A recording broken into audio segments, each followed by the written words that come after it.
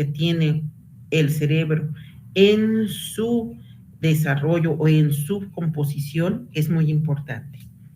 Por lo tanto, también tenemos una secuela muy importante, que es la discapacidad. Esta discapacidad es la que causa mayor cantidad de problemas, tanto laborales. ¿Por qué? Porque si tenemos un traumatismo craneoencefálico y de ese traumatismo tenemos ciertas secuelas, pues bien, si es un accidente laboral, pues vamos a tener un problema por esta persona. ¿En qué aspecto problema? En el aspecto en que se tiene que hacer un estudio y un apoyo multidisciplinario para poderlo, una, sacar adelante y otra, el tipo de vida y calidad de vida que va a tener. Por lo tanto, el traumatismo siempre se va a ver por diferentes factores. Primero, pues el mecanismo que lo ocasionó. ¿Cómo fue el mecanismo que nosotros tenemos siempre que identificar? ¿Cómo fue tu accidente? Una pregunta que nosotros nos debemos de hacer. ¿Qué es lo que me traes? Por ejemplo, en el área de urgencias. Llega un camillero, trae un paciente. ¿Qué me traes? Masculino o femenino de tantos años de edad que sufre. ¿Qué es lo que sufrió?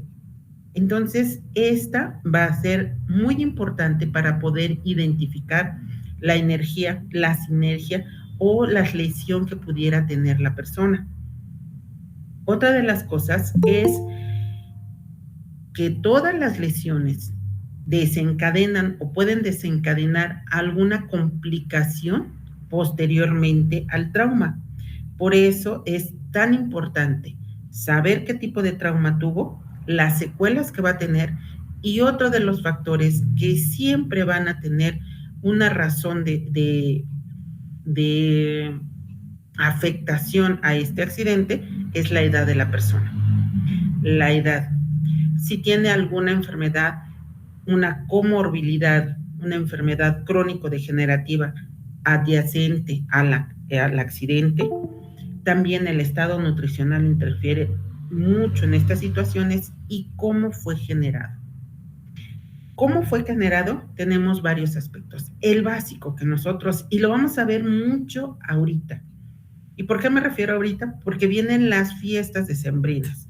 Dicen unos, es el Guadalupe Reyes o Guadalupe, y algunos ya hasta el 14 de febrero lo quieren agregar. Bueno, pues ese Guadalupe Reyes es el que hace el indicio de mayor presencia ¿de qué? De accidentes automovilísticos. Los accidentes automovilísticos son la causa primordial que nosotros vamos a tomar. Otras son las caídas. Las caídas siempre van a ser en épocas o en estados laborales, agresiones y maltrato infantil. Accidentes son las más comunes, como les comentaba a ustedes. ¿Por qué? Porque estos accidentes siempre van a causar un problema. Primero, ¿utiliza o no utiliza el cinturón de seguridad? ¿Lo utilizó? ¿Contra qué? Y eso vamos a estudiarlo o vamos a aprenderlo hoy, vamos a ver la fisiopatología para entender cómo es la sinergia o la energía que se necesita para causar una lesión. Uno de los aspectos importantes que siempre debemos de tomar en cuenta es que el cráneo o el cerebro no tiene para dónde crecer. ¿A qué me refiero? ¿Tiene un golpe? ¿Tiene un edema? Ok, ¿hacia dónde va? Tiene que lo proteja. Tiene el cuero cabelludo, tiene el cráneo, tiene las meninges, el líquido cefalorraquídeo y viene el cerebro. Eso es lo que tiene. Eso te va a ayudar para el golpe que tú tengas. Pero cuando esta fuerza es superior a la que no tolera o que el cerebro recibe y es necesario tener un edema, no tiene para dónde ir. ¿Y qué es lo que tiene que haber? Pues alguna secuela o algún problema que nosotros debemos identificar. Muchos de los accidentes automovilísticos se deben principalmente al consumo de sustancias, tanto legales como ilegales. Eso es algo que ya lo sabemos y que lo hemos visto en cantidad de veces. Personas que sufren accidentes automovilísticos o personas que son atropelladas, porque recuerden que no nada más el accidente en tránsito es porque está un accidente automovilístico, sino también es la persona que atropella, ¿sí? Y que sufren el impacto y dependiendo de la velocidad es la lesión. Otra de las cuestiones son las caídas. Las caídas, bueno, son comúnmente en el área laboral y va a depender de la forma de caída. Las caídas no nos vamos a meter a explicarlas mucho, pero sabemos que las pueden ser accidentales o por intento de homicidio o también de suicidio.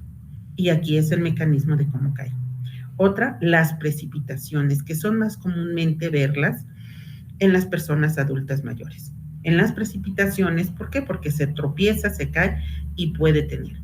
O también cuando está arreglando algo en la azotea y sufre una precipitación y se cae. ¿Cuál es la diferencia entre una caída y también una precipitación? La altura.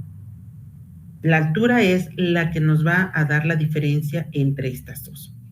Entre mayor altura, mayor es el grado de lesión que va a tener la persona. Y sobre todo, las agresiones. En el servicio de urgencias vemos infinidad de maltratos en todos los aspectos. De estos maltratos que nosotros tenemos maltratos que no nada más son por golpes, no nada más son con un objeto contundente, puede ser con un martillo. He tenido la oportunidad de ver con cualquier cosa. Con lo primero que tengan sufren agresiones y las agresiones no necesariamente van a ser del género femenino, también pueden ser del género masculino.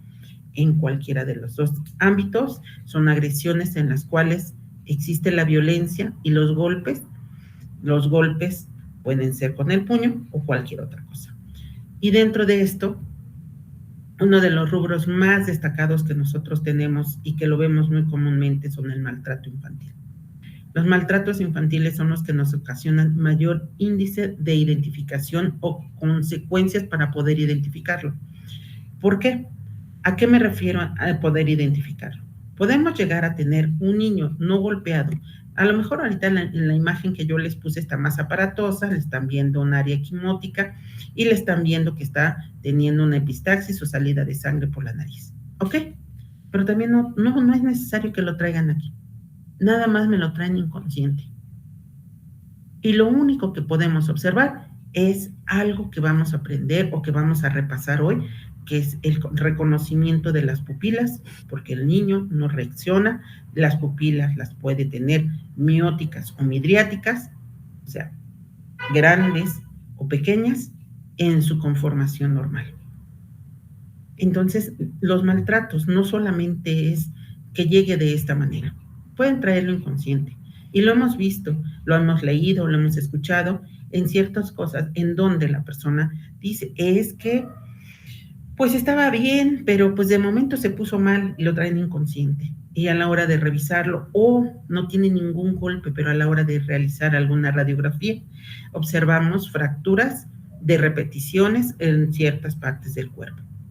Entonces, pues obviamente estaríamos hablando de un maltrato y también podemos observar pues la desnutrición que pueden tener los niños. Entonces, este es uno de los aspectos más difíciles y sobre todo, recordemos siempre, el cerebro es el que hay que trabajar lo más rápido posible para que ese edema no haga compresión al mismo cerebro y esa misma compresión, como no va a tener para dónde el edema, para dónde irse el cerebro, va a ocasionar también en algunos casos pues la necrosis de alguna porción de los lóbulos.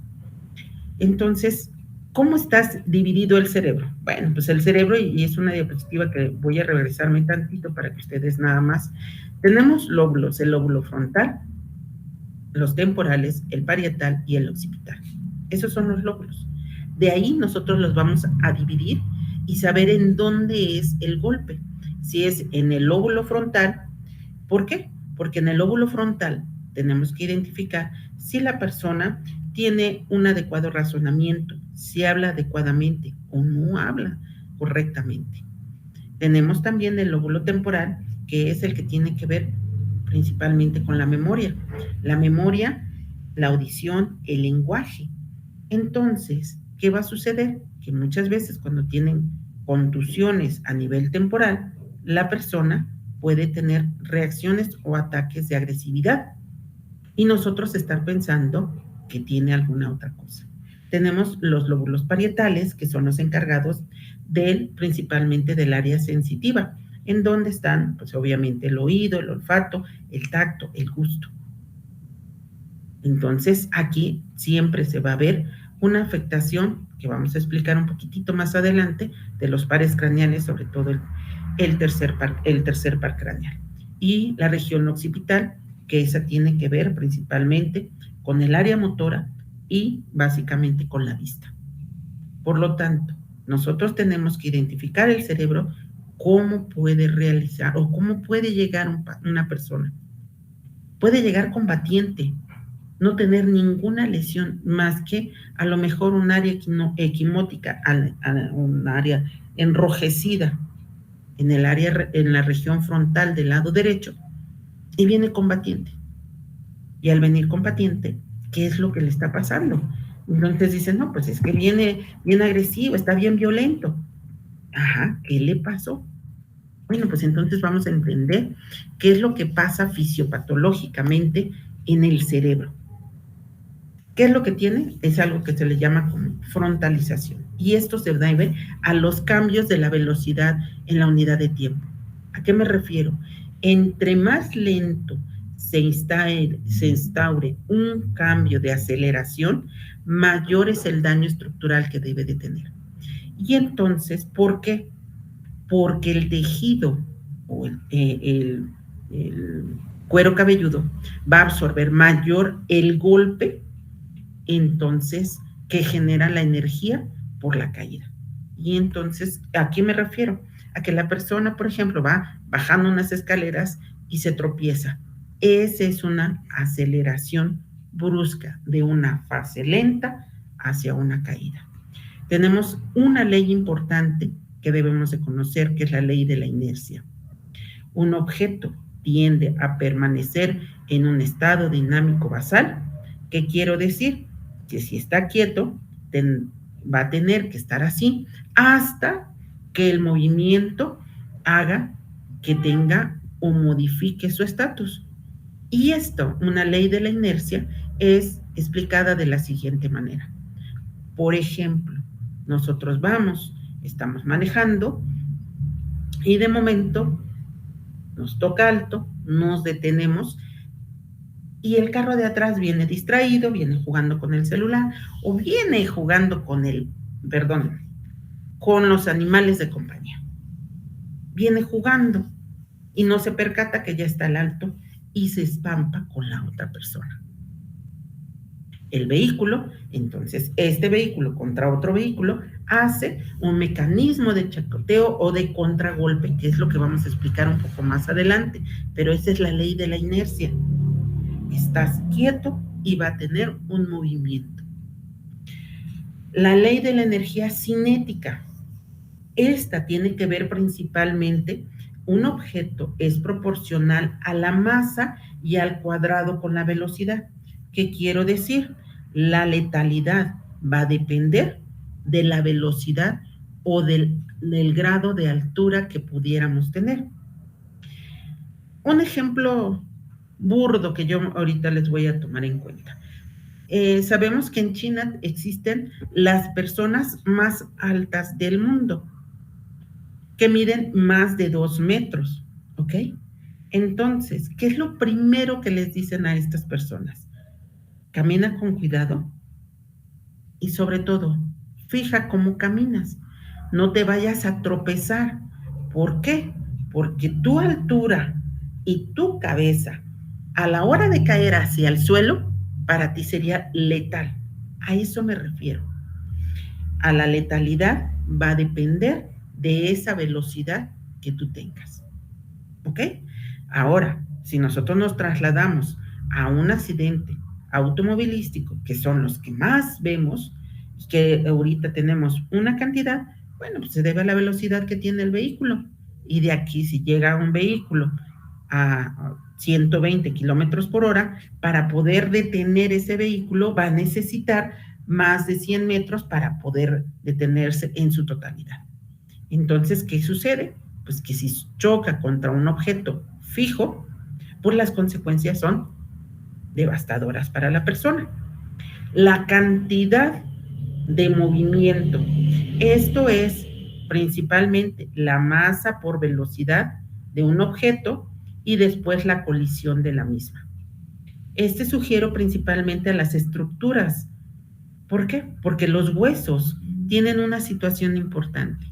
Los huesos deben de tener una resistencia, los huesos, pero el cráneo es aquel que no va a tener esa resistencia como tal. Y no la tiene porque su función es de protección. Entonces, por ejemplo, y este es un ejemplo que a lo mejor, si la persona tiene un intento de suicidio y se avienta de un puente, cae y cae parado. Ok, estoy totalmente de acuerdo, cae parado. ¿Quiénes reciben el impacto? Bueno, pues obviamente las extremidades inferiores, las cuales tienen una cierta resistencia, van a fracturarse, van a tener una luxación, pero el cerebro es el que va a tener también la consecuencia por en la cantidad de movimiento que va a generarse. Entonces, todas estas juntas tienen que generar una lesión y esta lesión van a generar, pueden ser un objeto animado o un objeto no animado. ¿Qué quiere decir? Con movimiento o sin movimiento. ¿Ok? Entonces, vamos a explicarlos de la siguiente manera. Un objeto animado, pues es aquel que utiliza para agredir. ¿A qué me refiero? Cuando utilizamos objetos, ya sea, por ejemplo, les decía hace un ratito, he tenido casos en donde llegan, donde le pegaron a la mujer, porque sucede más común en mujeres, con un martillo. Entonces, ese es un objeto animado. ¿Dónde lo voy a observar? ¿Dónde está ese golpe? ¿En qué lóbulo es el que está afectando? Ahora, de esa contusión que tiene lesión o tiene una herida en el cuero cabelludo o no tiene. ¿Y por qué es importante? Porque entonces estaríamos hablando ahora de una fractura. Es donde cambia este tipo de lesiones hacia un objeto animado. Ahora, estos golpes siempre van a tener una parte importante en el organismo, en el cerebro, que es una onda. ¿Qué es esto? ¿Para qué sirve el líquido cefalorraquídeo? Como les decía a ustedes, el líquido cefalorraquídeo tiene la función de amortiguar el golpe. Efectivamente, transmite esa onda que tiene el líquido cefalorraquídeo para que el cerebro se mueva y entonces se va a mover hacia adelante, hacia atrás, hacia la derecha o hacia la izquierda, dependiendo de cómo sea ese golpe. Y por eso dice, un ejemplo ahí es frecuente en el boxeo. ¿Por qué? Porque el golpe que te dan va a hacer que tu cara se vaya hacia atrás y el cerebro entonces va hacia adelante y hacia atrás. Y ustedes van a decir, ese es un golpe, contragolpe, efectivamente. Pero ahorita estamos hablando del trauma, cómo el trauma llegó. ¿Y para qué me sirve conocer esto? En el servicio de urgencias, nosotros tenemos que ir identificando cómo viene el paciente. Si el paciente viene consciente o viene inconsciente. Ese es uno de los factores básicos que nosotros debemos de tomar en cuenta. Los objetos, las contusiones con objetos pequeños, además de producir lesiones, pueden afectar al cerebro. Y esto se debe principalmente a contusiones, por ejemplo, con una varilla, que hace que en el momento en que tú haces ese golpe, tiende a fracturar y entonces a producir un hundimiento. Estos golpes siempre van a tener una respuesta metabólica al trauma. Todos los pacientes, todos, van a desencadenar un incremento en los niveles de glucosa. Eso se le llama respuesta metabólica al trauma. ¿Y esto es exclusivamente del traumatismo craneoencefálico? No. Es todo trauma que puede tener una persona, esto te va a generar un incremento en los niveles de glucosa. Si nosotros tenemos un paciente diabético, por ejemplo, este paciente diabético, por obvias razones, si es diabético y está controlado, un paciente controlado es todo aquel que sus niveles de glucosa están casi en los parámetros normales o están en los parámetros normales de una persona sana. Entonces, ese es un paciente diabético controlado. Pero desgraciadamente, como es una enfermedad crónico-degenerativa, muchas veces los pacientes no se dan cuenta que son diabéticos. ¿Cuándo se dan cuenta que son diabéticos? Hasta que tienen un trauma o hasta que tengan una impresión. Muchos pacientes te lo refieren de la siguiente manera. Te dicen, doctor, doctora, es que fíjese que se hizo diabético porque se asustó, vio una persona que vio un choque muy aparatoso en la esquina de la casa y con eso se hizo diabético. No es cierto. Ya venían sus niveles de glucosa elevados. Cuando fuiste detectado, te lo detectaron porque aumentaron los niveles de glucosa a lo que el organismo estaba acostumbrado. Entonces, cuando hay un traumatismo craneoencefálico, los niveles de glucosa van a estar elevados. Por lo tanto, nosotros también tenemos que tomar en cuenta que ese traumatismo y ese edema que va a tener y esa respuesta metabólica, tenemos que bajarle los niveles de glucosa. Es un conjunto que va a ser siempre unido a los accidentes y qué es lo que yo le voy a proporcionar de tratamiento a este paciente. ¿Sí? ¿Vamos bien? ¿Alguna duda, pregunta? Sígame. Doctora, en el caso de también igual la presión sanguínea, o sea, lo que es la presión arterial, ¿también afecta también en cuestión de la fractura o el traumatismo? Es correcto. Vamos a ver un efecto doble. Tenemos aquí la hipertensión arterial. Va a generarse dependiendo del sitio donde tú tengas tu traumatismo, ¿ok? ¿Por qué? Porque si lo tenemos en el cerebro, ya más o menos les dije, tenemos divisiones en el lóbulo frontal, temporal, parietal, occipital, ¿ok? Pero si le pegamos o le damos al encéfalo, que es una parte, permítanme ustedes regresarme a esa diapositiva, nada más para que puedan entenderme a lo mejor lo que con esta. Aquí están todos los lóbulos, ¿ok? Y este entonces este es el encéfalo y este es el cerebelo.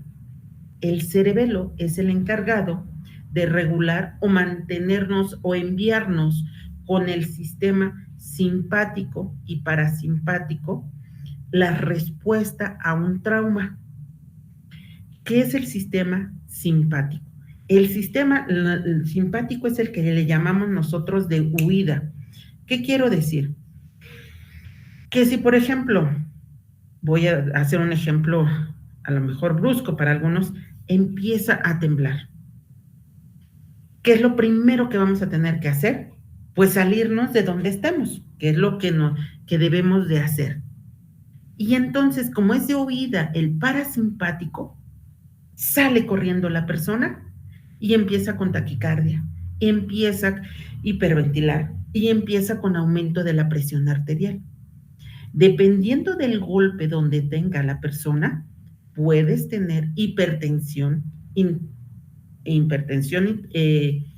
arterial, y esto te va a generar una hipertensión intracraneana. Ese conjunto es letal para un paciente. ¿Por qué? Porque estás diciendo que esta parte que tiene que ver con esta explicación tan rápida que se lo di, te está dando un incremento de la presión. Entonces, ¿qué tienes que hacer? Disminuir el edema y posteriormente la presión. Pues yo le doy nada más un medicamento antihipertensivo y ya quedó.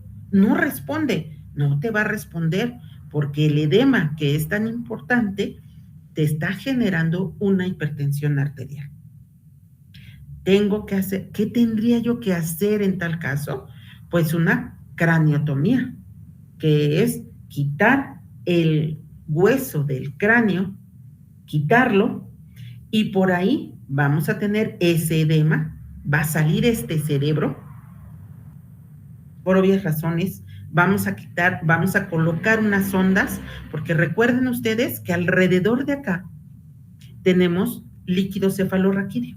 Por lo tanto, este líquido cefalorraquídeo se está alterando.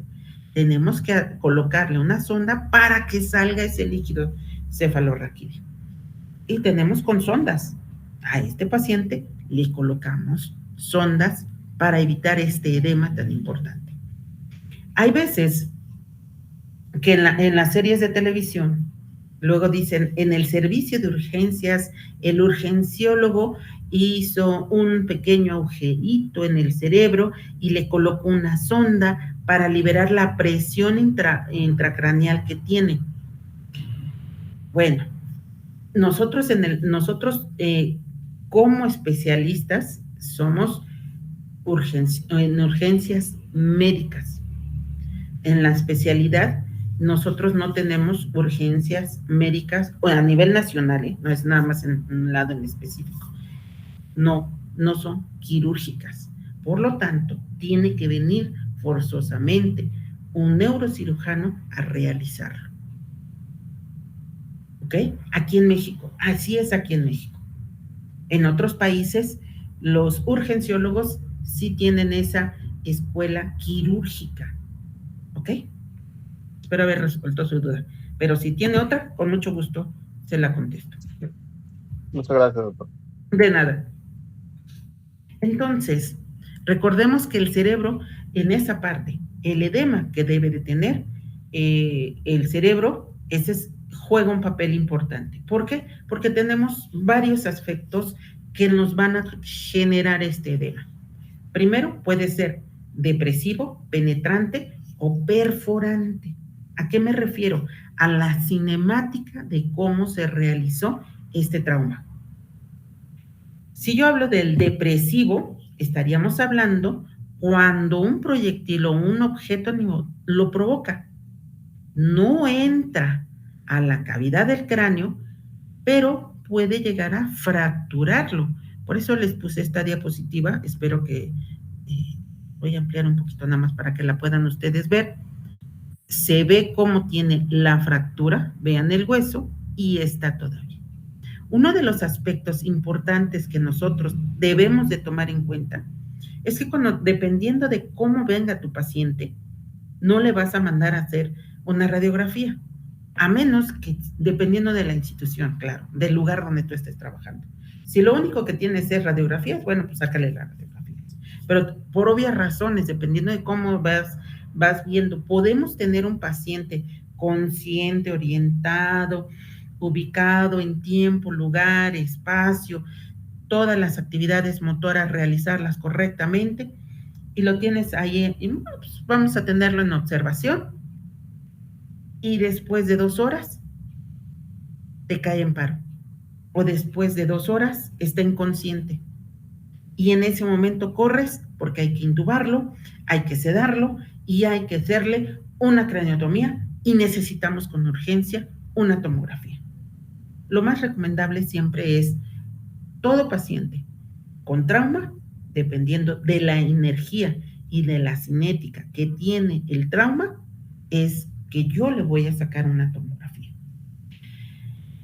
Hay que tomar en cuenta muchos de los papás, y ahorita hablando así, muchos de los papás se preocupan mucho por sus pequeñitos cuando estos están jugando y se llegan a caer. Y se caen y se golpean la cabeza. Y entonces van corriendo con el médico. Es que se golpeó. ¿Y qué pasó? ¿Se desmayó? No.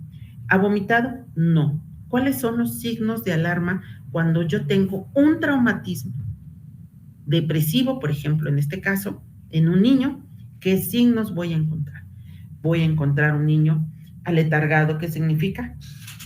Pues está entre despierto y dormido. ¿Ok?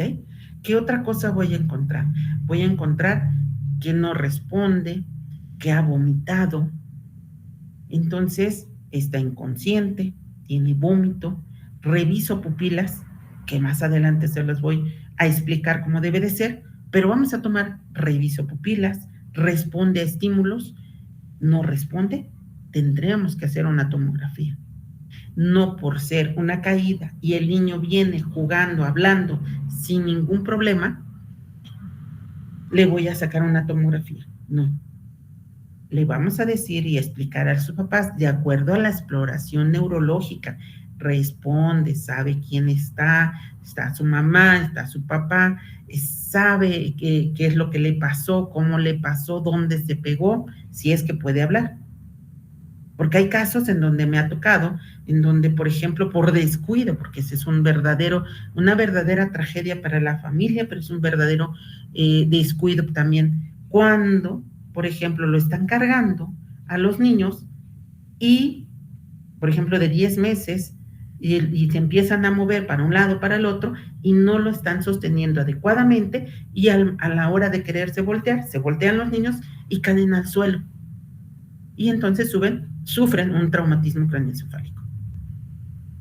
Entonces, aquí está depresivo. ¿Ok?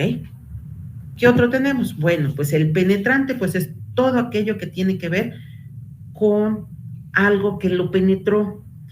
Casos que se ha visto, los comunes, los homicidios, los suicidios, en donde utilizan un arma de fuego y entra por donde entre, ya sea por parietal izquierdo y sale por parietal derecho, por donde la haya percutido la persona.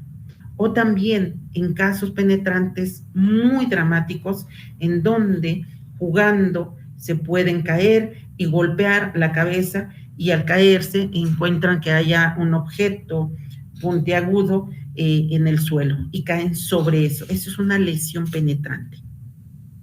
Puede ser por proyectil de arma de fuego o con cualquier objeto que pudiera estar en la superficie o al ras del suelo. Y entonces y en esta pues es una proyección, una imagen provocada principalmente por un arma de fuego. Y la destrucción es masiva y no hay nada que hacer en estos casos.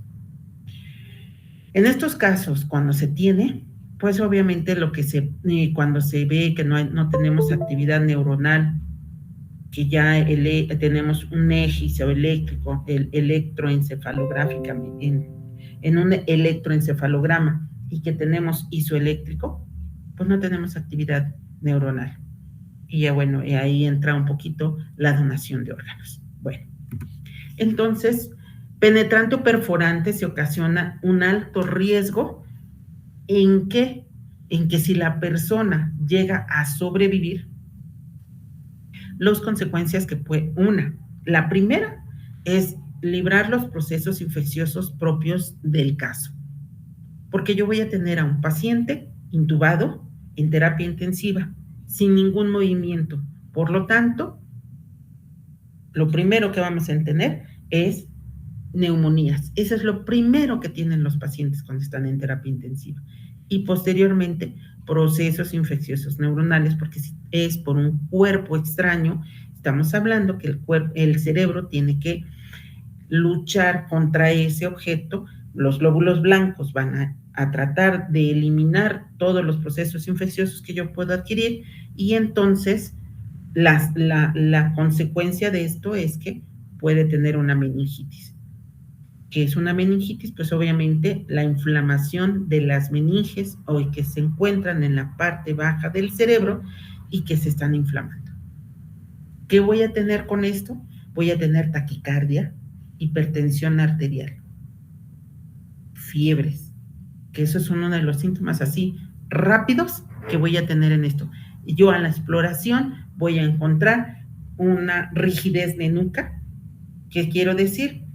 No sé si alguna vez ustedes han tenido, yo creo que a lo mejor en algún momento nos hemos dormido mal, dormimos y nos levantamos y tenemos la famosa tortícolis, que es el músculo esternocleidomastoideo se contracturó por la posición anómala o en su defecto que estaban en un lugar caliente y salen a un lugar frío y en ese momento se contractura el músculo. Bueno, pues hagan de cuenta es eso. Eso es la rigidez de nuca. Significa que al momento de querer yo mover la cabeza y yo la quiero flexionar, no lo puedo hacer. ¿Por qué? Porque está totalmente rígido los músculos. Eso es la rigidez de nuca. Y otro que es el reflejo de Binda. El reflejo de Binda es si el paciente está en decúbito y yo lo quiero hacer de lado, y a la hora de hacer de lado, pues se va todo el bloque hacia la derecha o hacia la izquierda. Todo el bloque. Entonces, porque si nosotros lo hacemos, pues ustedes se van a dar cuenta que mueven nada más el hombro y ya se quedó. No, es todo el conjunto. Entonces ya tenemos un proceso de meningitis que hay que tratar. Si llega a salir avante la persona en estas situaciones, lo primeritito que siempre le vamos a dar a todo paciente con traumatismo craneoencefálico es tratamiento anticonvulsivante. Todos. ¿Hasta cuándo lo voy a suspender? Puede tenerlo 3, 5 años, hasta que el cerebro se adapte a las condiciones del trauma que tuvo la persona. El cerebro tiene un proceso de adaptación, no de regeneración. Recordemos, podemos tener, hay libros que dicen que tenemos 100,000 millones de neuronas, otros dicen que tenemos 10,000, otros libros tienen 8,000 millones de neuronas. Quitamos esa cantidad de millones de neuronas que se murieron por el traumatismo, entonces se debe de adaptar el organismo, el cerebro, ahora a las condiciones que ahora tiene.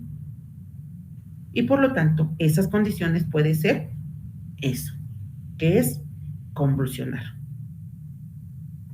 Se le da el tratamiento, puede estar convulsionando desde el momento en que llega, que ese es uno de los casos más complicados, porque ya estamos hablando de una degeneración y un daño importante corticalmente hablando, entonces vamos a tener un problema más serio. ¿Ok? Ahora, cuando tenemos un objeto animado, pues obviamente se debe a que hay una energía cinética que lo generó. Puede ser un choque contra un objeto, una superficie fija, el suelo, la pared, un mueble, o un accidente de tránsito. Uno de los casos que yo les voy a tomar en cuenta de un paciente que llegó, fue muy sencillo su caso. Fíjense ustedes, joven de 16 años de edad, estaba en la preparatoria, que estaban en la bienvenida de la preparatoria, y él no se quería mojar, entonces venía corriendo y venía volteado hacia atrás, viendo hacia atrás, para ver dónde venía la persona que lo quería mojar. A la hora de voltear, se encuentra con un muro y se pega completamente a nivel del cráneo y cae. Eso es un trauma de objeto animado. Eso es una aceleración y desaceleración súbita que tiene la persona. ¿Ok? Entonces, vean aquí, eso es una aceleración y desaceleración. Por eso el traumatismo sin acción de un objeto animado es una aceleración y desaceleración. Cuando el sujeto viaja a una determinada velocidad, es bruscamente detenido y choca la cabeza contra una estructura sólida. El ejemplo que les acabo de decir entra perfectamente bien. No vio el muro que tenía delante. sino él de verdad venía corriendo, divirtiéndose por lo que le estaban haciendo, y entonces tendríamos esto. Entonces, ¿qué le sucede ahí? Tenemos el golpe y la aceleración y desaceleración súbita. El cerebro sufre el golpe hacia adelante y hacia atrás. Y entonces viene un mecanismo de defensa para el organismo, que es el edema. Por eso les decía a ustedes, vean, la mayoría de los accidentes que tenemos en esta zona son afectaciones principalmente del lóbulo frontal o temporal. Y estos son por las contusiones que nosotros pudiéramos tener. Ahora bien, cuando tenemos diferentes tipos de aceleraciones, no todas son iguales, ¿ok? Tenemos una aceleración lineal, aceleración rotatoria y una aceleración angular.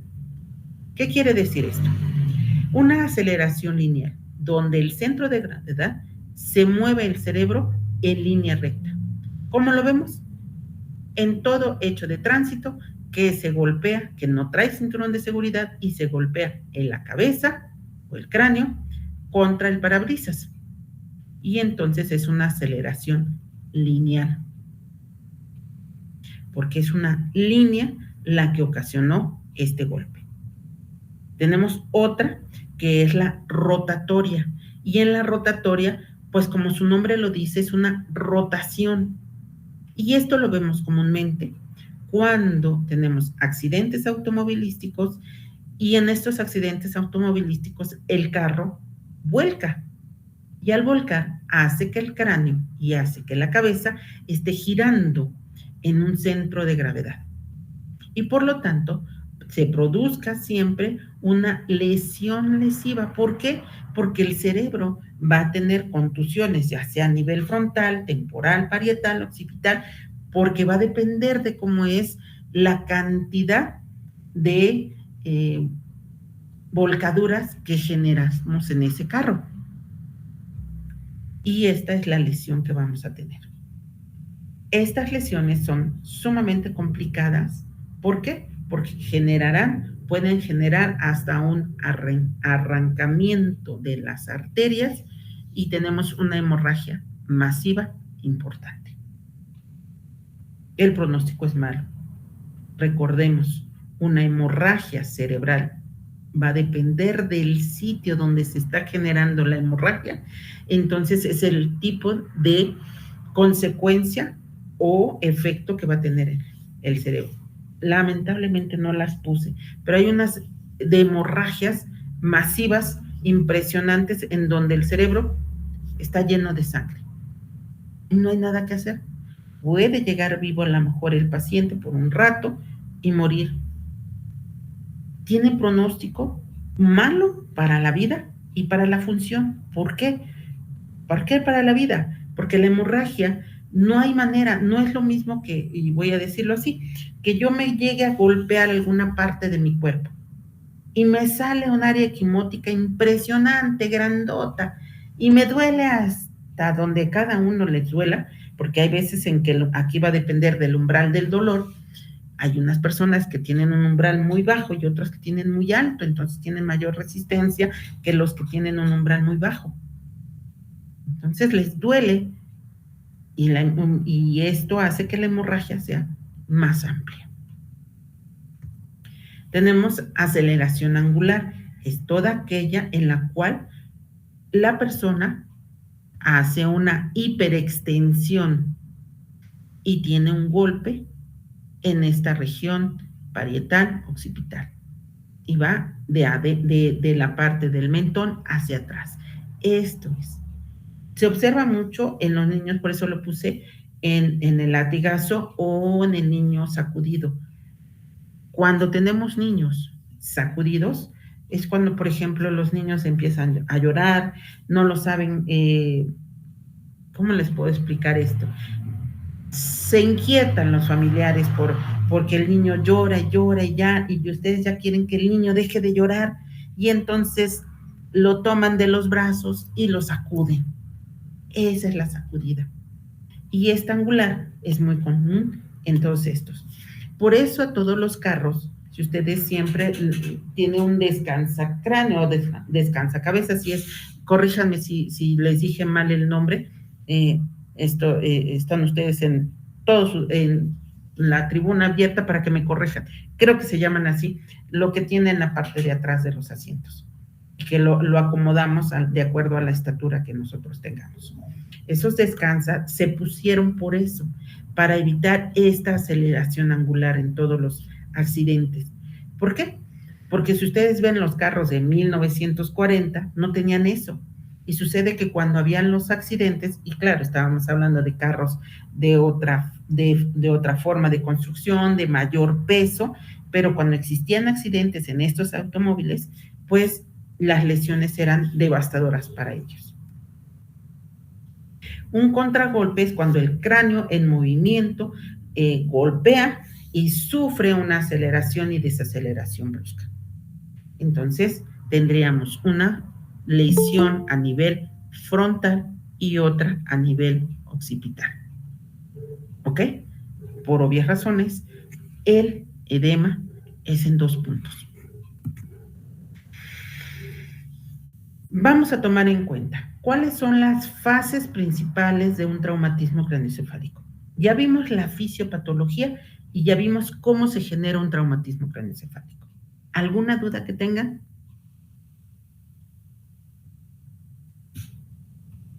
No tengo ninguna, doctora.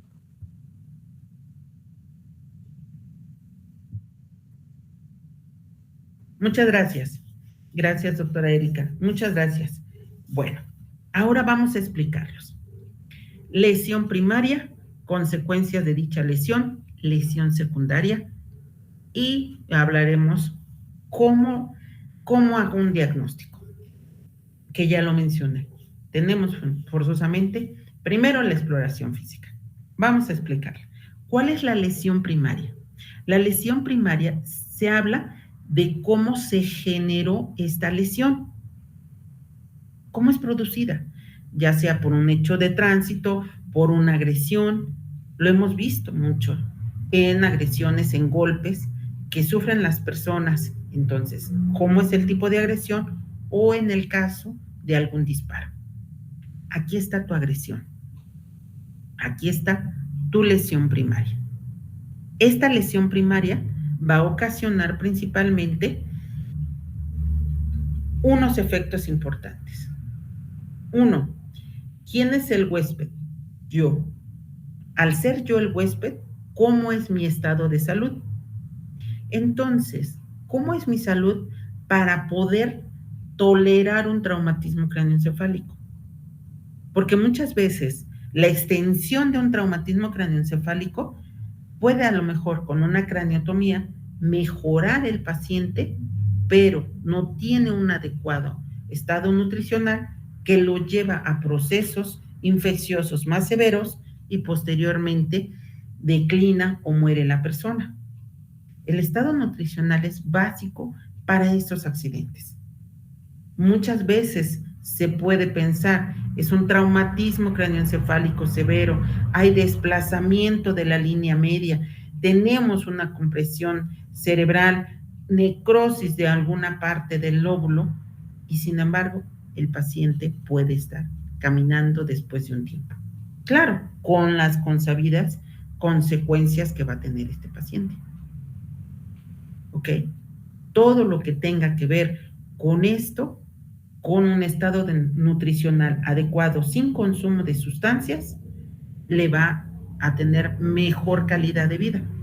¿Por qué las sustancias? Recordemos siempre que toda sustancia ilegal consumida afecta directamente al cerebro.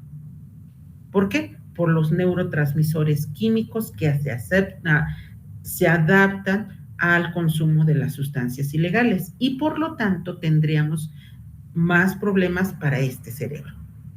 ¿Ok? Bien, primero, por contacto. Tenemos contusiones cerebrales, que es una contusión, que es un golpe que afecta el cerebro. Y que esta superficie puede afectar nada más el cráneo y no el cerebro o el encéfalo. ¿A qué me refiero? Esta contusión ocasiona algunas veces un trauma en el cerebro, pero no una en el encéfalo. Son raros los casos, pero se presentan. Podemos tener y podemos hasta tener fracturas de alguna parte del cráneo y pensar que debe de tener un edema impresionante y el cerebro no lo genera. Eso sí es cierto. Pero vean ustedes, las lesiones primarias por contacto que es generada por una aceleración y desaceleración te van a ocasionar un hematoma subdural. ¿Qué es esto? Se produce principalmente por la ruptura de alguna vena, ¿sí?, que se encuentran en la superficie del cerebro. Y por lo tanto, vamos a tener una zona hipodensa en la cual nos está generando hiperdensa, perdón, derivada del traumatismo. Por eso nosotros requerimos una tomografía. Ya si el hospital pues tiene la capacidad para hacer una resonancia magnética, pues es más específica. Bueno, dependiendo del tamaño, del diámetro o la cantidad de sangrado que tenga la persona, es el pronóstico y lo que se va a realizar. ¿A qué me refiero? Si tengo una hemorragia que tenga menos de 5 milímetros de diámetro, si tiene menos, el tratamiento es conservador. ¿Qué quiero decir? Le doy medicamentos para absorber esta sangre que va a tener, que va a tardar, por obvias razones. El cerebro no tiene esa capacidad como de degradar la sangre como cuando nosotros nos golpeamos en alguna otra parte del cuerpo. Lo hace muy lentamente. ¿Cuánto tiempo? Puede durar hasta más de 8 meses a un año para poder el cerebro absorber toda esa sangre que tiene acumulada. ¿Qué sucede? Lo mejor para un paciente cuando tiene un hematoma subdural es un tratamiento conservador. ¿Por qué? Porque el cerebro lo vamos a estar conservando en su totalidad y no vamos a generar mayor daño al cerebro. ¿Por qué? Porque si yo llego, quito el cráneo,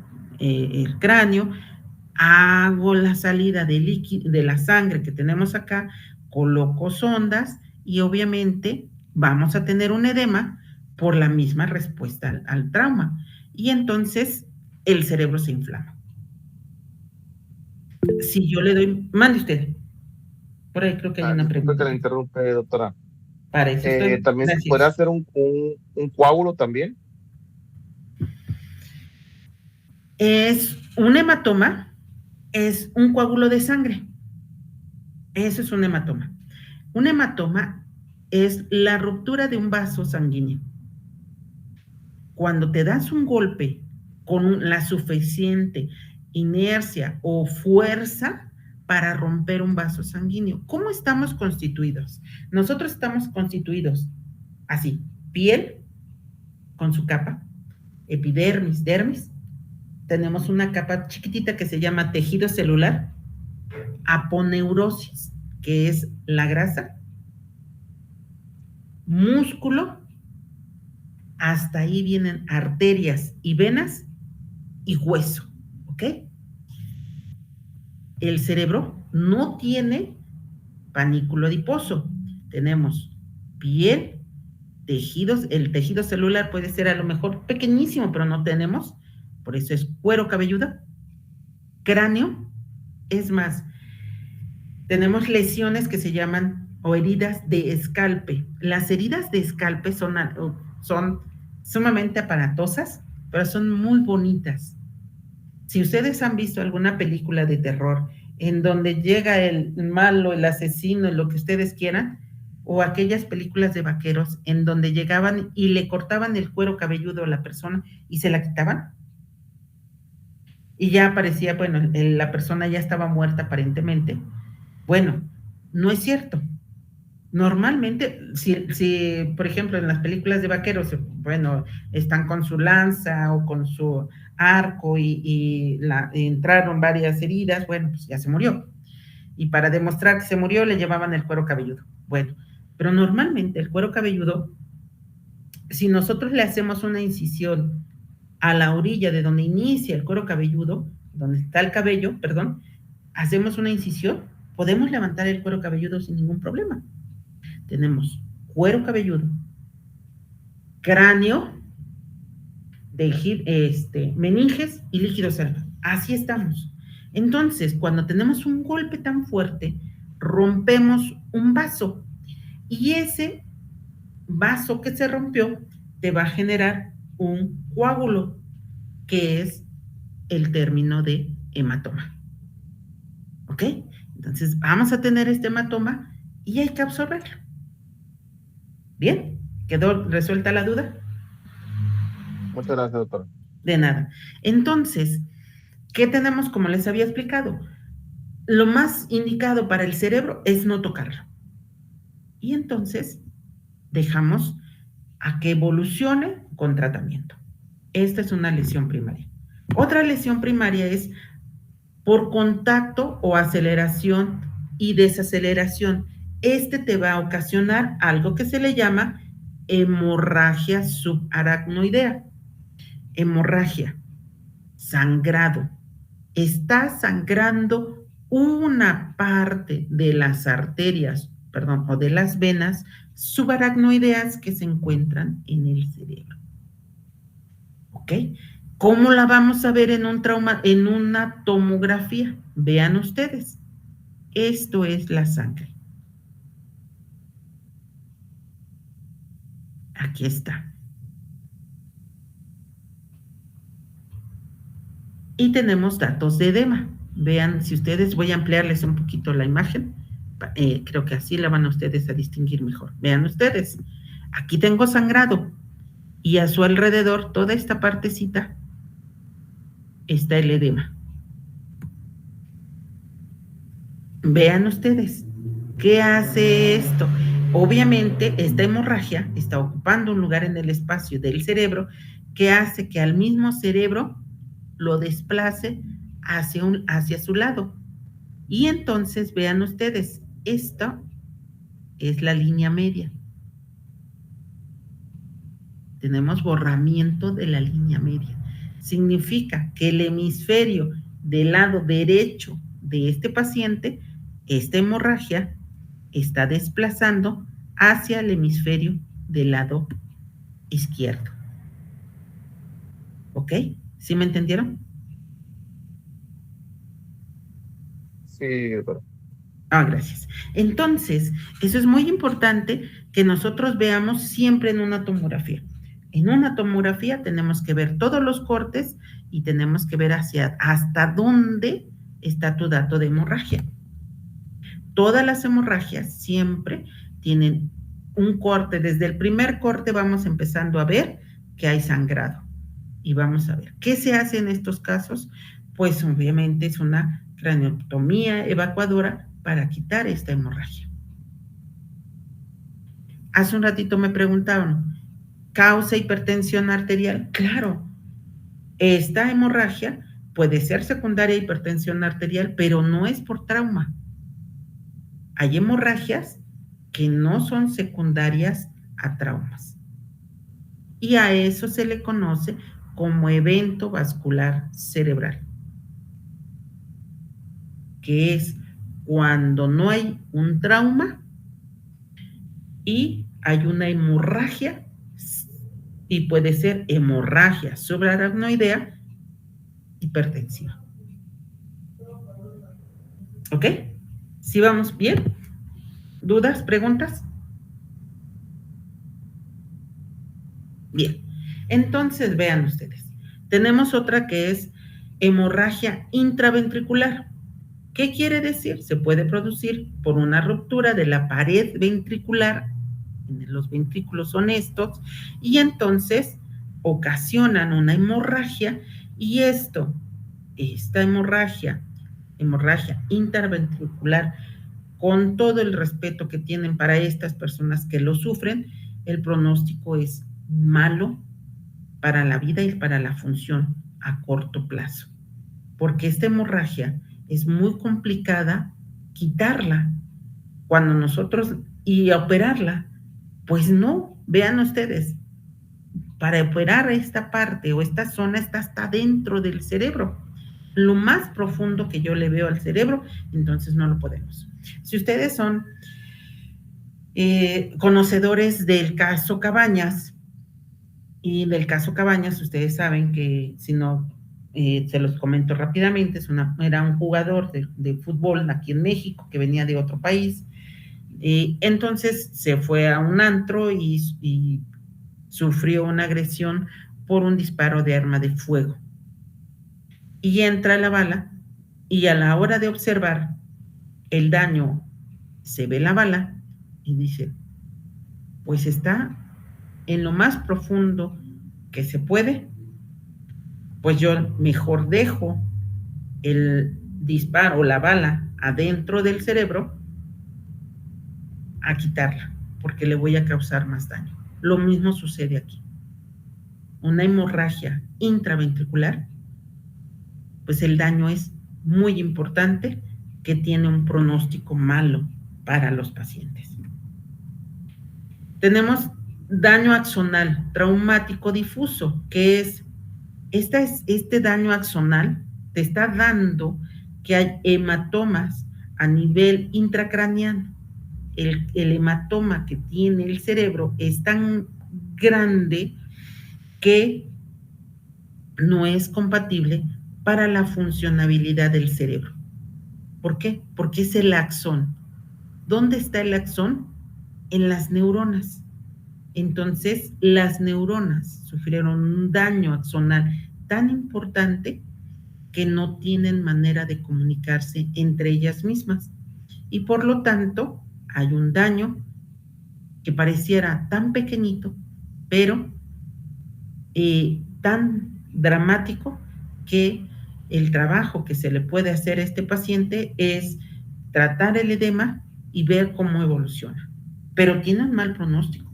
¿Por qué? Porque se están muriendo las neuronas. Otros tipos de lesiones primarias por aceleración y desaceleración son daños que pueden ser provocados por el cerebro, que son consecuencias del trauma, te van a ocasionar este problema. Daño vascular difuso, ¿qué significa? Son múltiples hemorragias que va a tener el cerebro y entonces secundarias a un traumatismo.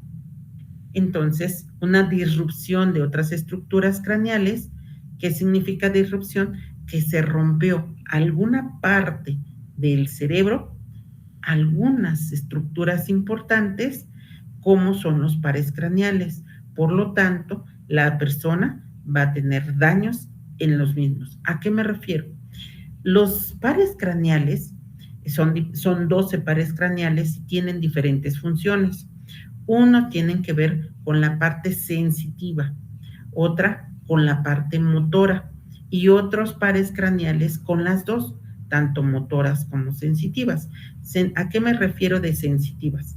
Me refiero a poder ver, me refiero a poder oír, me refiero a poder tener los diferentes sabores que tiene la lengua, y es ver, oír, sabores, me falta uno, pero todos ellos tienen que ver principalmente con las sensaciones, lo que podemos ver, lo que podemos oír, lo que podemos sentir, pero no sentir del tacto de la piel, sino sentir en la visión. Entonces, todos esos tienen que ver. Cuando ellos se afectan, van a ocasionar parálisis de los pares craneales y por lo tanto, ese daño que tiene en los pares craneales van a ocasionarle a la persona un aspecto importante. Pueden tener, por ejemplo, una parálisis facial. Si ustedes saben qué es una parálisis facial. ¿Mande usted?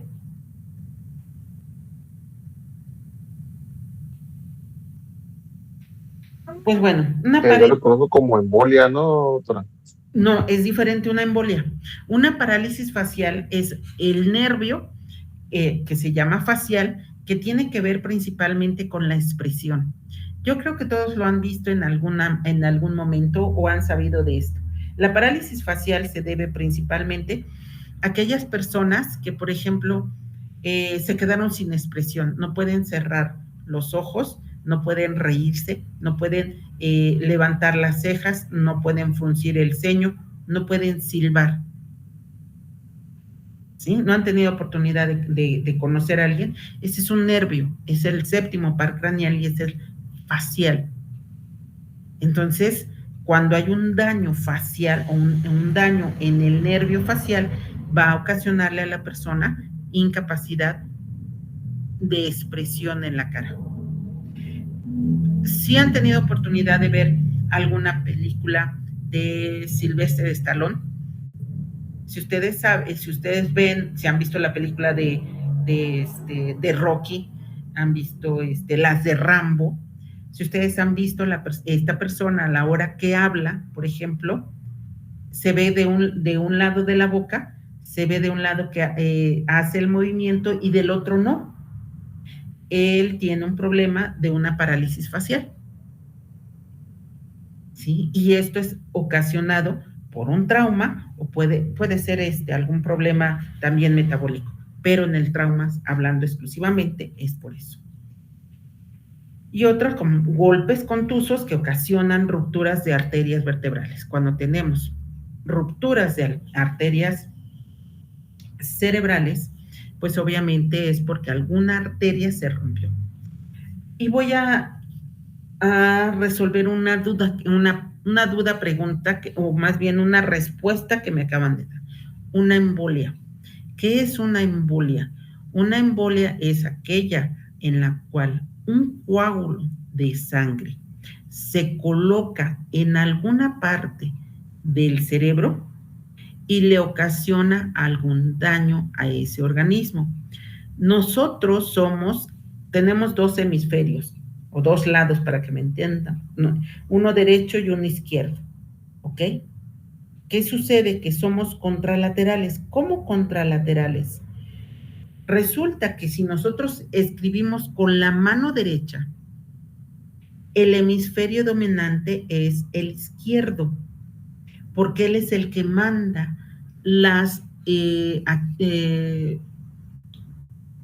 todo lo que nosotros queremos hacer. Él manda el estímulo y nosotros lo hacemos, pero viene del lado izquierdo del cerebro.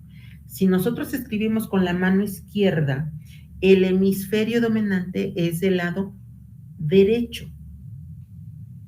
Por eso cuando tiene una persona una embolia que es secundaria a un coágulo de sangre y esta persona llega a salir adelante en estos casos, cuando obviamente se debe de mandar a rehabilitación, empiezan a tener una incapacidad y empiezan a arrastrar a veces ya sea la pierna izquierda y el brazo derecho lo tienen flexionado porque no lo pueden mover. Significa que el daño que tienen es del lado derecho. Si es al revés, la mano es la que tiene, la mano derecha es la que tiene caída y lo mismo, la pierna derecha no tiene el hemisferio que estamos lastimado, es el lado izquierdo. ¿Ok?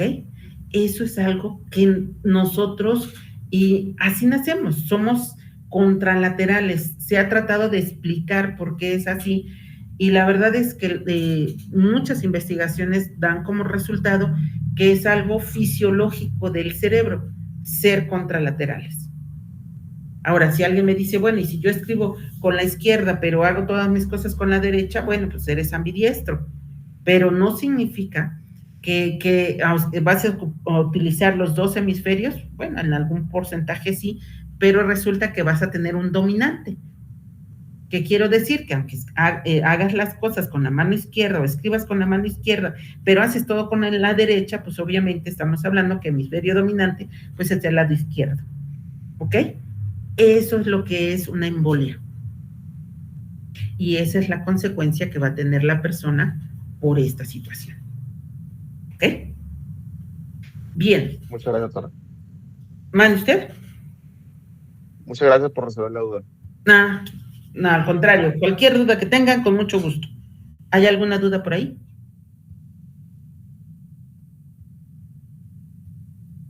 No, ¿verdad? Creo que no. Bien, entonces, ya entendimos estas lesiones primarias. Las lesiones primarias pueden estar acompañadas por fracturas, claro que sí. Y esto es algo que pareciera lógico, va a depender de la velocidad y la inercia que tiene y la velocidad o aceleración y desaceleración que vamos a tener. Entonces, vamos a tener dos mecanismos que ocasionan las fracturas de cráneo, que se llaman inflexión y estallido. ¿Qué quiere decir estas dos palabras? Inflexión se debe principalmente a la fuerza aplicada a una superficie pequeña que vendría siendo el cráneo. ¿Cómo lo voy a hacer? ¿O cómo se los puedo explicar una inflexión? Es aquella en la cual si yo tomo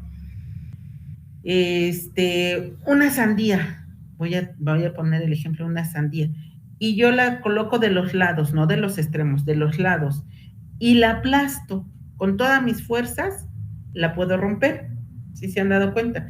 Pero si yo la tomo de las orillas a la sandía y la aplasto, no la rompo. Bueno, pues esa es inflexión. Es la fuerza que yo voy a generarle al cerebro para que éste supere esa resistencia que tiene y entonces le ocasione una fractura.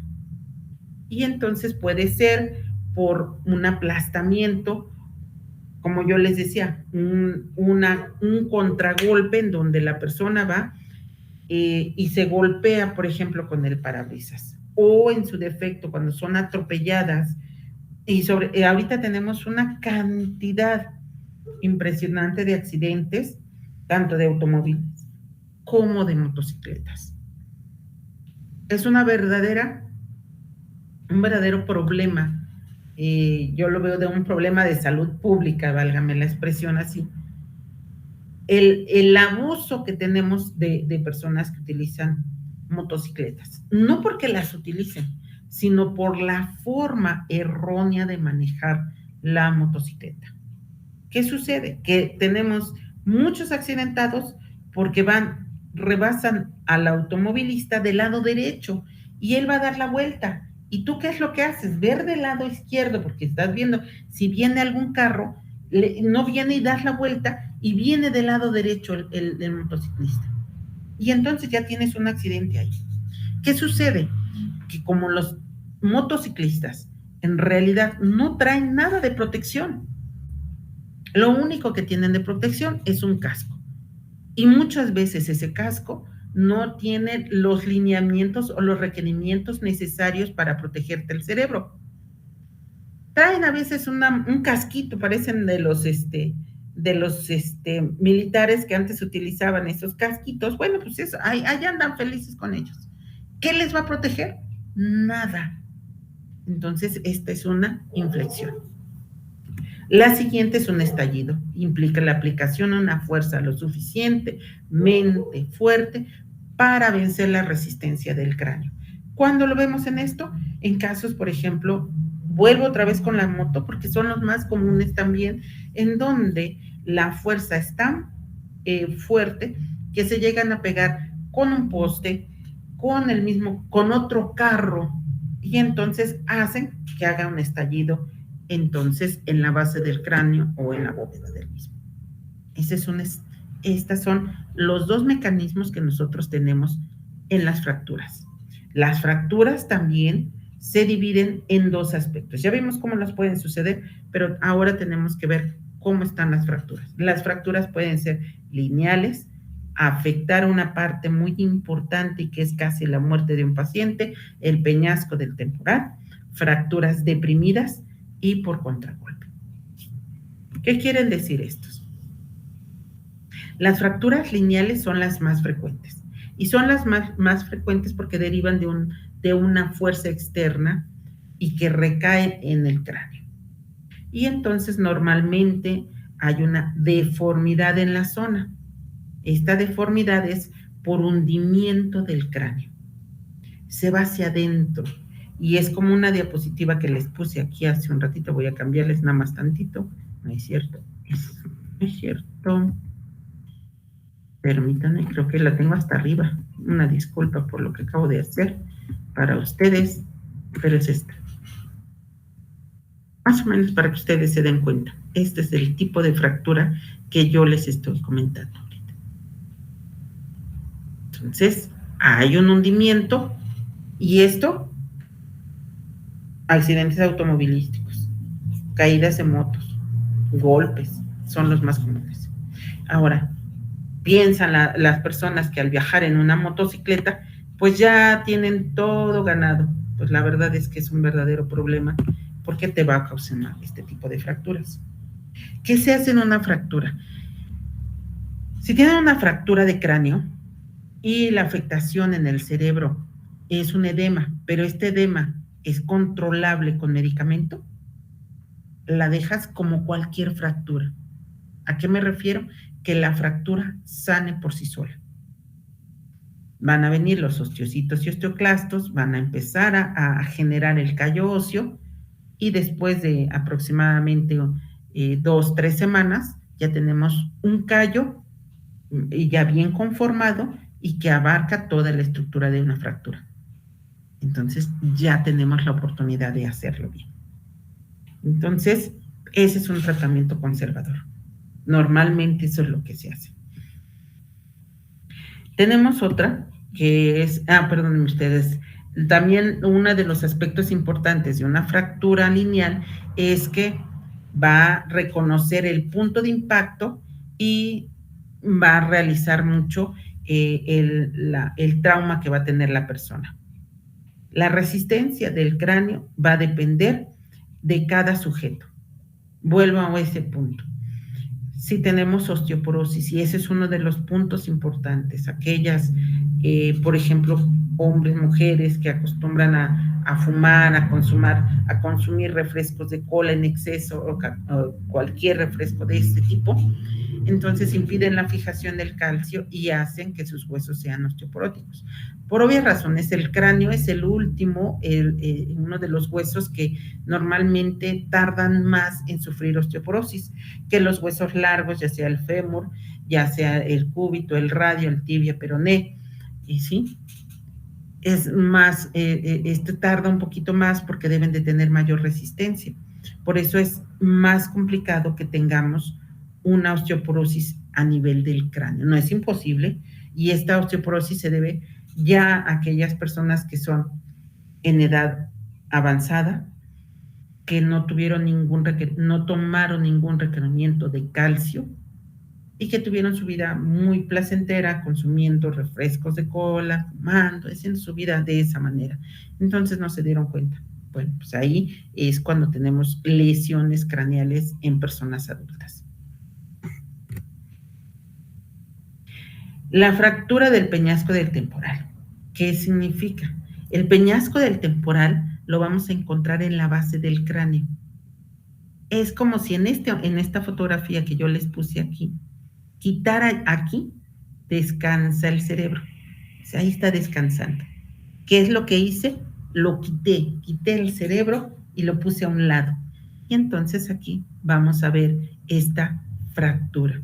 Una fractura del peñasco del temporal es de un pronóstico muy reservado por el sitio donde se encuentra.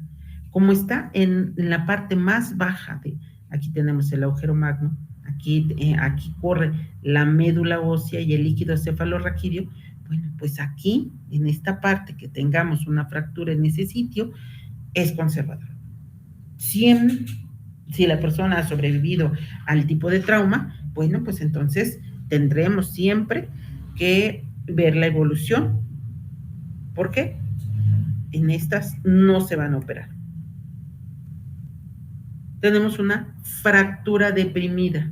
¿Qué es una fractura? Se produce por la acción de un objeto animado que es cierta energía cinética y fractura. Y vean ustedes, ahí está una fractura deprimida, en donde vean qué bonito se ve, válgame la expresión, la profundidad del golpe y cómo está el cráneo totalmente metido. Esta es una fractura deprimida. Y esta se observa en cualquiera.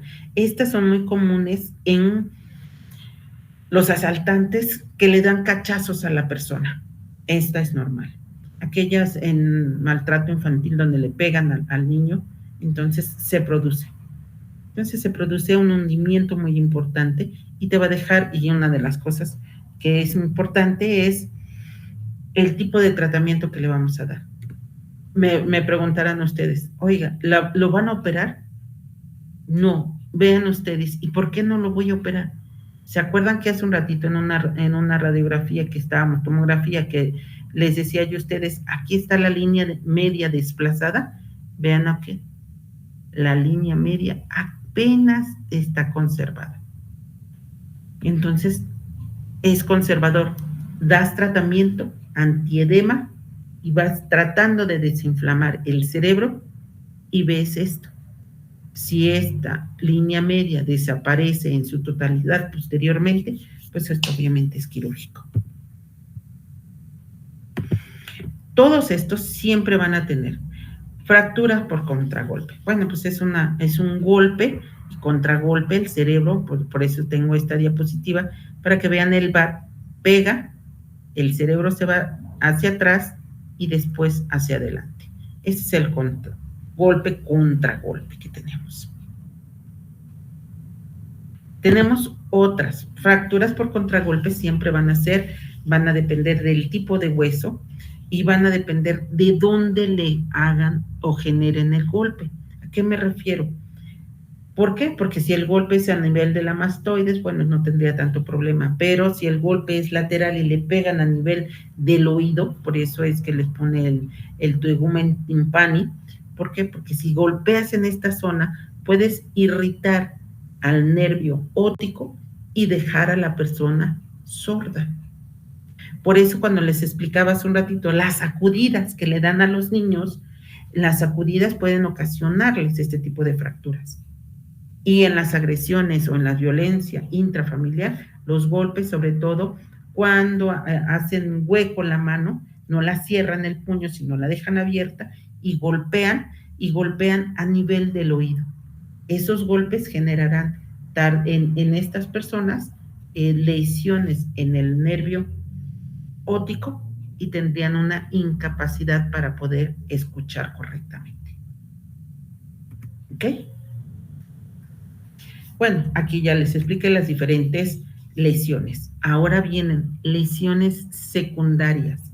Las lesiones secundarias son todas aquellas que se producen posteriormente al trauma. ¿Por qué? Porque todo trauma va a tener una causal, un problema. Podemos tener datos de isquemia. Isquemia es muerte en el cerebro. Hipertensión endocraniana.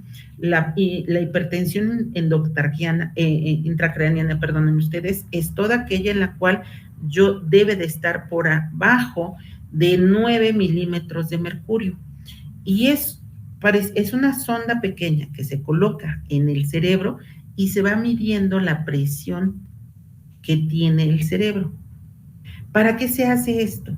Se hace principalmente para evitar que siga el edema aumentando, entonces aumenta la presión intracraneal y aumenta el líquido cefalorraquídeo. Y entonces aumenta la presión intracraneal.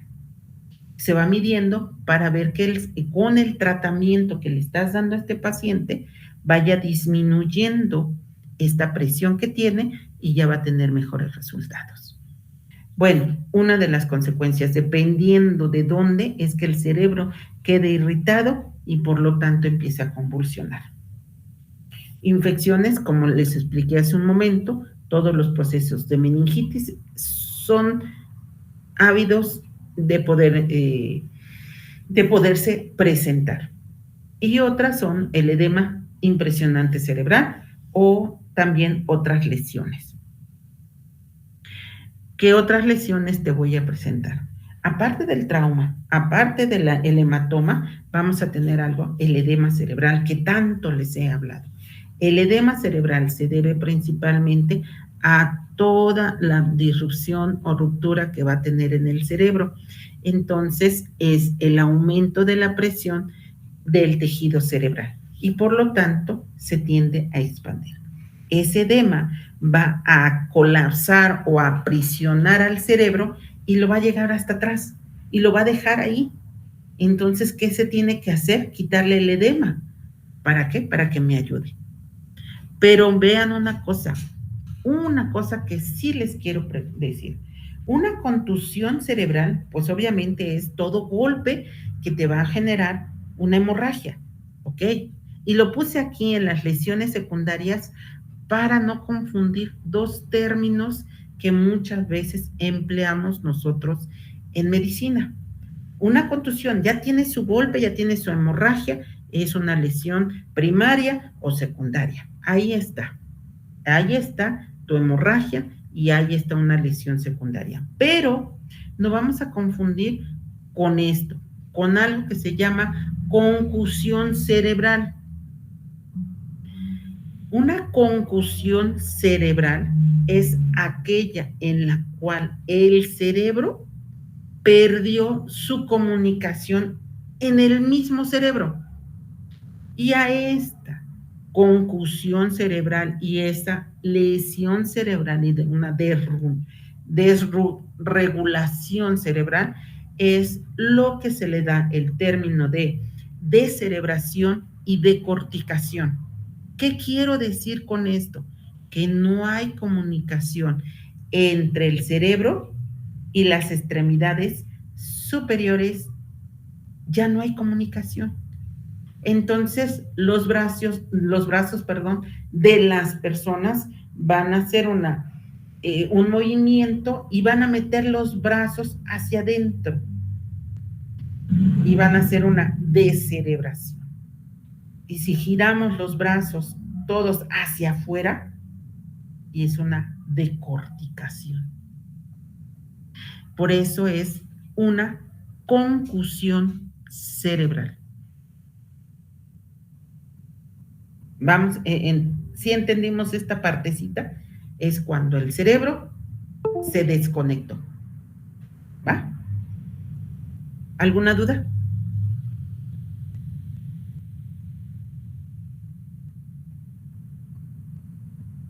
Bueno, parece que no.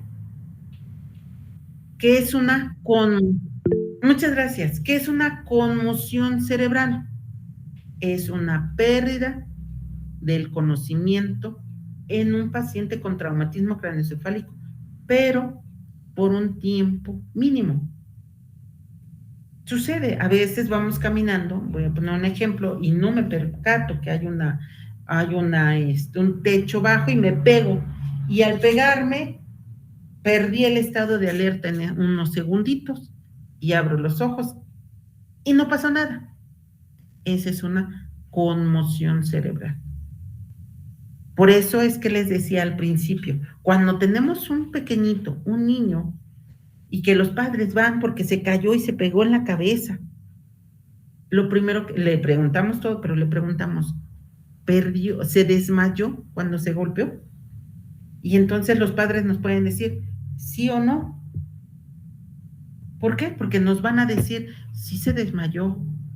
¿Cuánto tiempo estuvo inconsciente? Pues no me percaté, pero se me hizo muchísimo. En promedio, ¿cuánto fue? 1 minuto, 2 minutos, 3 minutos. La verdad es que un papá, cuando viene en estas partes de ansiedad, pues la verdad es que no nos pueden decir que estuvo el niño inconsciente 10 minutos, 5 minutos. Bueno, ¿cuánto tiempo en promedio? Y te lo dicen, a veces fue mucho, pero es a lo mejor menos de 1 minuto, y en ese menos de 1 minuto el niño está hablando, está corriendo, está bien. ¿Ok? En algunos casos sí lo hemos visto. Podemos hacerle una tomografía, es que se cayó, se golpeó fuertísimo. Le sacamos ahorita una tomografía a ese niño y vemos que no tiene nada y a las 2 horas empieza a convulsionar. Lo traen, le hacemos otra tomografía, que es, la verdad es una verdadera tragedia que pasa eso. Le sacamos otra tomografía y vemos datos de edema cerebral. Por eso siempre se les dice a los padres, ustedes padres, cuando tienen hijos chiquitos, lo primero que deben de hacer es ser observadores. ¿Cómo está el niño? ¿Va a dormir? Sí, porque una de las cosas que el cerebro debe de hacer para poderse recuperar es dormir. Entonces se duerme la persona con mucha facilidad. Pero el niño lo vamos a dejar que se duerma, las primeras horas no, pero ya a la hora que le toca dormirse, lo dejamos dormir. ¿Por qué? Porque lo estamos observando. Y en un adulto, pues en un adulto va a depender de la cinemática del trauma. ¿Cómo fue? ¿Te caíste? ¿Cómo te caíste? ¿Con qué te golpeaste? ¿Cómo fue? ¿Te atropellaron? Luego muchos accidentes o muchos atropellamientos en donde la persona es atropellada, se proyecta, va en la bicicleta, por ejemplo, también otro de los asuntos que a veces quisiera yo decirles, ¿por qué vienes en sentido contrario si nosotros vamos para allá y tú vienes para acá y quieres a fuerza pasar en sentido contrario? Pues no, debe de ser al revés, ¿ok? Bueno, congestión cerebral es aquella en la cual los pacientes van a tener un hematoma, una hemorragia importante y que van a tener una lesión importante que afecta principalmente el tallo cerebral. ¿Dónde es el tallo? En la médula. Entonces significa que hay tanto edema que el cerebro ya no tiene para dónde inflamarse y se va hacia abajo. ¿Ok? ¿Alguna duda? Sí, doctora, buenas noches. Sí, dígame. Con respecto a lo del tiempo de sueño, después de un traumatismo leve, una caída leve, principalmente en un niño, ¿cuánto tiempo se tiene que dejar? Porque como bien menciona, siempre pues tienden a dormirse un ratito, y cuando son golpes pues muy pequeños, la verdad que a veces asimilamos que es por el tiempo de llanto más que por el golpe como tal. ¿Cuánto tiempo debemos de esperar para poder básicamente estarlo vigilando? Sí, si tenemos un traumatismo leve, porque los traumatismos no he dicho cómo están clasificados, los traumatismos se dividen en leve, moderado y severo, ya vimos ahorita cómo son los traumas, pero cuando tenemos un niño y tenemos un traumatismo craneoencefálico leve, pues por obvias razones las primeras 3 horas es cuando no lo debemos de dejar dormir. Ya si el niño se duerme forzosamente en esas 3 horas, vamos a estar vigilando. ¿Qué le vamos a vigilar? Si responde a estímulos dolorosos o que si lo movemos y el niño empieza, espérate, quítate, o lo estamos moviendo y no se mueve, por ejemplo, que no responda a que yo es tu hora del biberón y no quiera ni comer, o sea, porque está durmiendo y no reacciona, entonces tendríamos un problema. Pero sí, las primeras 3 horas son las básicas en las que no debe de dormir, porque el edema siempre se va a presentar en las primeras horas. Entonces, ahí es donde yo me voy a dar cuenta. Si el niño está despierto, yo no lo dejo dormir, pobrecito, quiere dormirse, pero no lo juego con él, le subo y bajo, pero en esto se queja el niño. ¿Qué te pasa? Todos van a tener un dolor de cabeza, cefalea. Todos los niños van a decir, es que me duele la cabeza. Te toca la pastilla. Okay. No se le quita el dolor de cabeza. Empiezas a darte cuenta que a la hora de caminar parece que está caminando como un borracho, de un lado para otro. ¿Por qué caminas así? ¿Cómo así? Pareciera que el niño sabe que está caminando bien, pero para nosotros al verlo y al observarlo está caminando de lado o camina de un lado para otro, como si fuera un borrachito, de un lado para el otro, campaneando. ¿Ok? Observamos y notamos que el niño no tiene ganas de hacer nada, se la pasa ahí letárgico y empieza a vomitar, entonces tenemos un problema. Hay que llevarlo, porque ese traumatismo craneoencefálico leve, este edema, es tan importante que está afectando. Ahí sí está indicada la tomografía. Antes no. ¿Por qué no hacemos eso? Por las radiaciones. Las radiaciones en los chiquitos les causan más daño.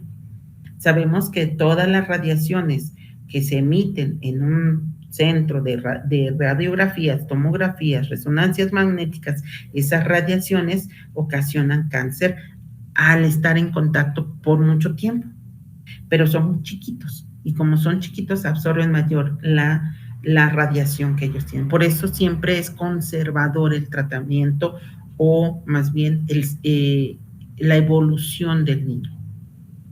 Pero esto estamos hablando de chiquitos de 1 año. Yo he tenido casos en donde los papás los colocan a los niños en la hamaca, están felices los niños chiquitos.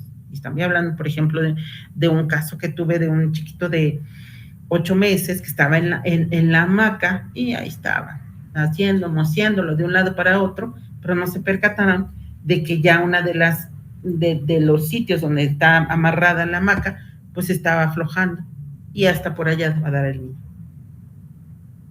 Y claro, obviamente, semejante golpe, lo llevan al servicio de urgencia, se atiende, se toman la tomografía al chiquito y se observa que tiene una fractura lineal, pero no hay otra cosa, no hay datos de hemorragia y el edema pues es conservador. Entonces, ¿qué se le hace? Un tratamiento conservador a ese niño y se le pide todos estos signos que yo acabo de mencionar, se le explican a la mamá. Si tu niño empieza a vomitar, empieza a convulsionar, empieza a que no responde a estímulos, tú le hablas y no quiere, o le estás dando la leche y no quiere comer, entonces tenemos un problema. ¿Cuáles son las lesiones secundarias que vamos a tener? Hemorragias intracraneales, que es intraparenquimatosa, y esta es una ruptura de un vaso y que no es propiamente traumática. Tenemos otra que es una hemorragia intraventricular, que es otro que se produce dentro o alrededor de los ventrículos y esto ocasiona que el cerebro tenga un daño importante. Tenemos hemorragia subaracnoidea, que es el sangrado súbito subaracnoideo, que es principalmente por una ruptura de un aneurisma. Y aquí es en casos de hipertensión arterial, en donde, vean ustedes, y les puse esta diapositiva para que vean cómo observamos, no lo vamos a observar a simple vista, esto es cuando se hace una, una autopsia para ver cuál era la causa de la muerte de la persona, sobre todo en casos médico-legales. Bueno, pues aquí la vemos. Vean ustedes, la hemorragia. Aquí tenemos algo que se le conoce, en la hemorragia es en la base, y aquí tenemos algo que se le conoce como polígono de Willis, y el polígono de Willis es las arterias que irrigan el cerebro, y por lo tanto, hacen este sangrado. Bueno, ¿qué es lo que tenemos que ver principalmente en estos casos? Bueno, voy a bajarle tantito. Primero, cuando tenemos un traumatismo craneoencefálico, ¿qué es lo primero que tenemos que hacer? Sí nos importa el traumatismo, claro, pero nos importa si es una volcadura, si es una caída, si es cómo se cayó, nada más se golpeó la cabeza. Bueno, nos abocamos porque se cayó, iba corriendo y se golpeó la cabeza. Pero si tenemos un accidente, tenemos que ver siempre otras posibles lesiones, ya sean trastornos respiratorios. ¿Por qué? Porque tenemos contusiones o golpes pulmonares, fracturas costales que nos generarían un derrame pleural y esto ocasionará una broncoaspiración en los pacientes. Por eso es importante. Todo esto en el servicio de urgencias es un conjunto. Reviso cráneo de arriba hacia abajo. Pero tengo que revisarlo todo. Tengo que tener mi estetoscopio, voy a revisar la frecuencia cardíaca, frecuencia respiratoria, para que vean los sonidos respiratorios y no tengan ningún problema. Porque si hay una broncoaspiración, puede ser producida por sangre o puede ser por el mismo vómito y eso ocasionarle la muerte al paciente. Tenemos cardiovasculares, por ejemplo, que es un choque hipovolémico derivado, por ejemplo, de una ruptura hepática. Tenemos un taponamiento cardíaco, que es cuando cuando el corazón por alguna circunstancia, la sangre se quedó estancada, por eso se llama taponamiento, no puede salir la sangre y entonces causa una obstrucción y no hay una adecuada circulación. Por eso es cuando llegan al servicio de urgencia, lo primero que tenemos que hacer es colocar los electrodos para ver el movimiento y la frecuencia cardíaca en el monitor. Y uno de los aspectos importantísimos antes de que yo cheque el cerebro, que sí, ya sé que tiene una lesión, es algo que se llama choque medular. El choque medular es una lesión importantísima en la médula que le impide a la persona tener actividad neurológica. Y entonces se muere la persona. En el examen neurológico, lo primero que tenemos que ver es esto, que es en la escala de Glasgow. ¿Qué es la escala de Glasgow? Pues bueno, pues la escala de Glasgow es ver o evaluar siempre todos los parámetros. Primero, apertura palpebral, que son los ojos, la respuesta verbal y la respuesta motora. Esto está dividido por puntos. Lo máximo son 15 puntos, que se lo puse aquí para que más o menos ustedes lo vieran y lo analizaran de esta manera. Apertura ocular, si eso es espontánea, no hay ningún problema, tiene sus 5 puntos, o no puede abrir, pero cuando le decimos abre los ojos, los abre al dolor cuando nos estimulamos, cuando hacemos un estímulo doloroso, o no hay ninguna reacción. Tenemos una respuesta verbal, que significa sabe, está orientado en tiempo, lugar, persona, sabe cómo se llama, cuántos años tiene, quién es el presidente de la República, preguntas, ¿qué día es hoy, por ejemplo? Que saben quiénes son. Está en un lenguaje confuso, pero vamos a ver si no consumió bebidas alcohólicas, ¿ok? Porque puede ser confuso por esta situación.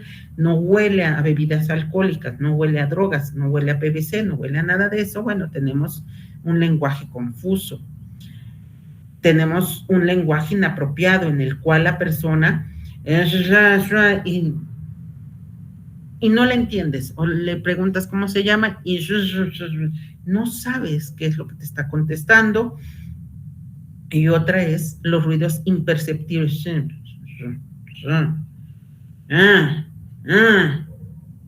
Eso es lo que o no tiene nada. Y una respuesta mundial, que dice, bueno, levanta el brazo, lo obedece, lo retira al dolor cuando tenemos diferentes puntos dolorosos, sobre todo aquí en el esternón, en donde apretamos en esta zona. Si ustedes lo hacen en su casa, lo hagan, aprieten y verán, tenemos ahí unas terminaciones muy dolorosas que permiten hacer un estímulo doloroso. Reacciona o localiza cuando les duele, lo primero que hacen es quitar. Ellos meten la mano para que no les estés causando tanto dolor.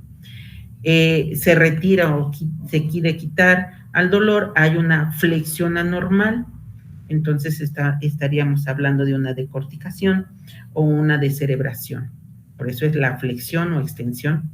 Y hay una nula, que es flacidez. Lo máximo pues, son 15 puntos. De ahí tomamos en cuenta qué es lo que tiene y sabremos perfectamente. ¿Qué otra cosa tenemos que ver? Este es el Glasgow. Tenemos que valorar las pupilas. Las pupilas nos permiten a nosotros identificar qué es lo que tiene. Si tiene miosis, pues obviamente las pupilas están más chicas de lo normal y es una parálisis del tercer parcial. Y una midriasis en donde están dilatadas. Y con eso hacemos un diagnóstico de una lesión de un traumatismo craneoencefálico. Eric, ¿me tienes alguna pregunta? No, doctora, le agradezco mucho. Ok. ¿Alguna duda, pregunta?